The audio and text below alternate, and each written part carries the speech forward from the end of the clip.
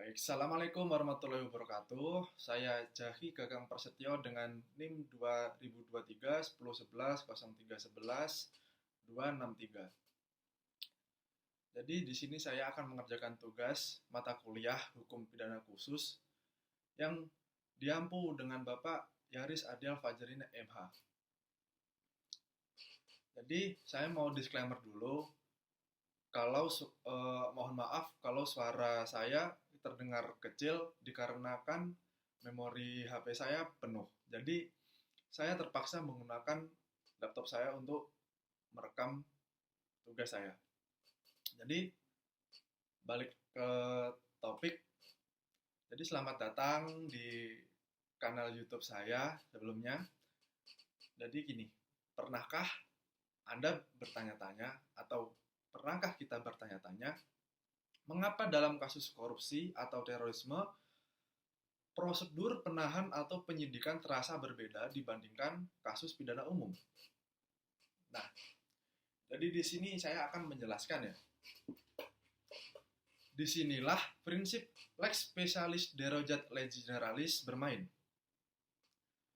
Oke, saat ini saya akan membedah bagaimana prinsip lex specialis derogat legis generalis ini bekerja, khususnya dalam hukum acara pidana di Indonesia.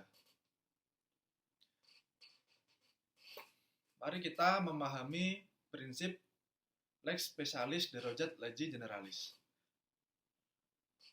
Apa itu lex specialis derogat legis generalis? Jadi gini, secara bahasa, ini adalah asas hukum yang menyatakan bahwa hukum yang khusus mengesampingkan hukum yang umum. Apa itu lex specialis? Lex specialis yaitu undang-undang yang mengatur hal-hal khusus. Jadi, contohnya gini, UU Pemberantasan Tipikor dan UU Narkotika. Nah, kedua contoh itu adalah contoh dari lex specialis atau undang-undang yang mengatur hal-hal khusus. Mengapa asas ini ada, khususnya lex specialis itu? Karena hukum acara yang bersifat umum atau KUHP seringkali tidak cukup mampu menjangkau karakteristik kejahatan yang kompleks dan sistematik. Jadi, undang-undang khusus menciptakan pengecualian atau tambahan prosedurnya. Nah, saya akan lanjut ke lex generalis. Apa itu lex generalis? Jadi, lex generalis adalah hukum yang mengatur hal-hal umum. Dalam konteks ini adalah KUHP, yaitu Undang-Undang Nomor 8 Tahun 1981.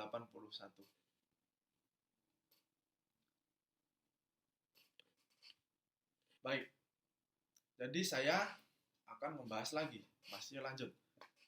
KUHP sebagai lex generalis, saya tidak bisa berbicara tentang asas ini tanpa menempatkan KUHP sebagai pondasi. Jadi, posisi KUHP di sini adalah sebagai the Umbrella Act. Namun, perlu diingat, KUHP tidak mengatur prosedur tertentu. Jadi, secara otomatis hukum acara yang berlaku kembali ke KUHP dan di sini saya akan membahas sedikit tentang teori sistem hukum.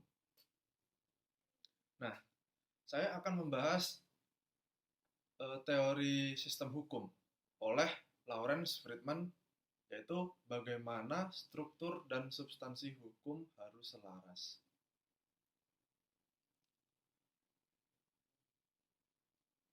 Dan kita akan masuk ke penerapan dalam praktik. Jadi di lex specialis derojat legis generalis, di situ ada penerapannya dan bahkan praktiknya.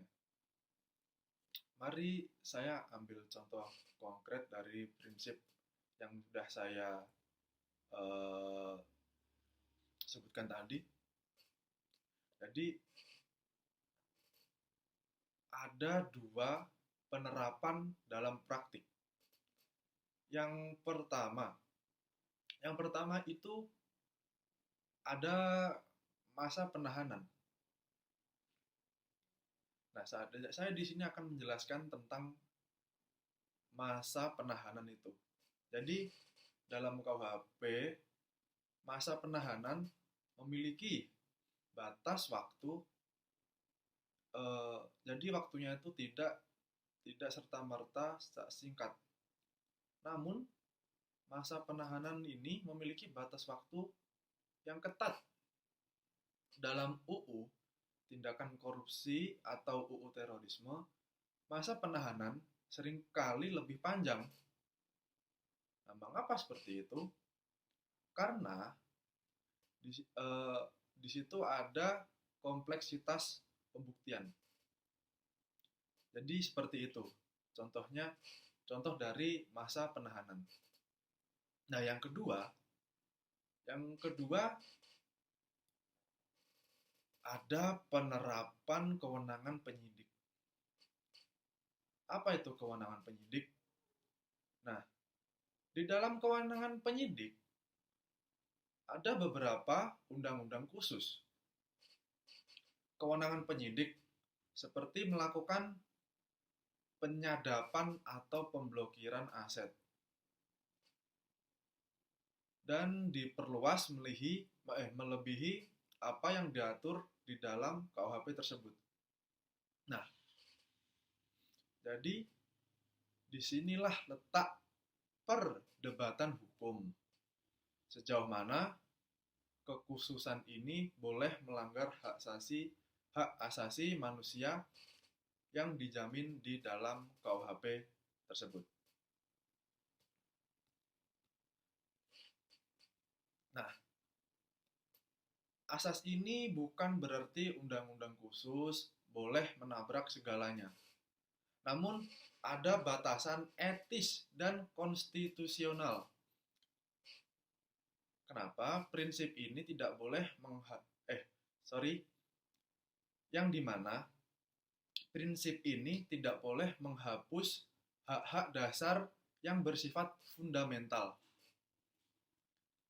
Jadi, kesimpulan penerapan dari lex specialis adalah keniscayaan dalam hukum modern untuk merespon kejahatan yang luar biasa atau bisa disebut extraordinary crimes. Namun, ini harus digunakan secara bijak agar tidak menimbulkan ketidakpastian di dalam hukum tersebut. Nah, baik, sebelumnya saya akan menjelaskan bagian-bagian dari beberapa segmen yang sudah saya jelaskan tadi. Nah, jadi kali ini saya akan menampilkan beberapa bagian dari penjelasan lex specialis derojat legis generali yang sudah saya jelaskan tadi. Jadi, yang pertama, bagian ini menjelaskan asas hukum fundamental yang menjadi dasar pemberlakuan aturan khusus di atas aturan umum. Jadi, inti konsep dari bagian yang saya tampilkan ini adalah lex specialis derojat legis generali berarti hukum yang bersifat khusus mengesampingkan hukum yang bersifat umum. Jadi di sini saya akan menyebutkan perbandingannya. Lex specialis yaitu UU Tipikor Narkotika Terorisme.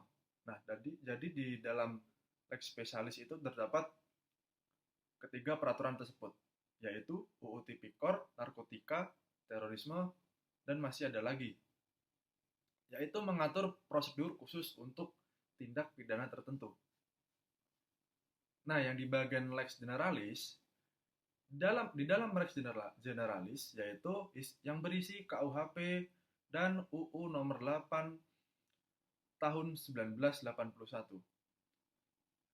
yang isinya tentang mengatur prosedur hukum acara pidana secara umum atau standar.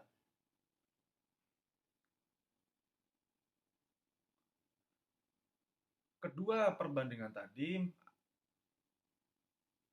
mempunyai tujuan, yaitu hukum khusus diberlakukan karena adanya kebutuhan untuk menangani kejahatan yang kompleks, sistemik, dan luar biasa yang tidak cukup diatasi dengan prosedur standar KUHP. Nah, selanjutnya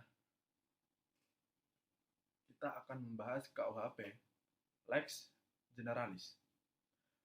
Bagian ini memposisikan KUHP sebagai tulang punggung atau fondasi sistem hukum pidana yang mempunyai